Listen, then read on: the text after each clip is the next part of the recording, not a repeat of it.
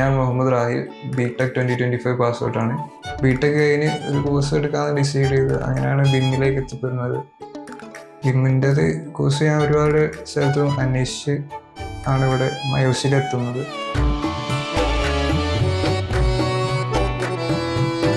മയോസിൽ mentors എല്ലാവരും ഈ ഫീൽഡിൽ തന്നെ വർക്ക് ചെയ്യുന്നവരാണെന്ന് കണ്ടപ്പോൾ കുറച്ചുകൂടി ബെറ്റർ ആയിട്ട് തോന്നി. അങ്ങനെയാണ് ഇവിടെ ചൂസ് ചെയ്യുന്നത്. വർക്ക് ചെയ്യാൻ ഇവിടെ തന്നെ വരലാണ്, ഓഫീസിൽ വന്ന് വർക്ക് ചെയ്യും.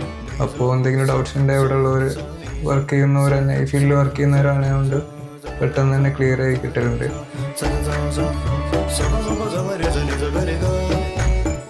ഈ ഒരു ഇൻ്റർവ്യൂ മയോസി ത്രൂ തന്നെ കിട്ടി. ആ ഇൻ്റർവ്യൂ ഏകദേശം ക്രാക്ക് ചെയ്തു. ഇപ്പോൾ ഒരു MNCയിൽ ജോയിൻ ചെയ്യാൻ പോവുകയാണ്. ഇപ്പോൾ മയോസി ചൂസ് ചെയ്തൊരു ബെറ്റർ ഓപ്ഷൻ ആണെന്ന് ഇപ്പോൾ തോന്നുന്നുണ്ട്. Thanks to മയോസി.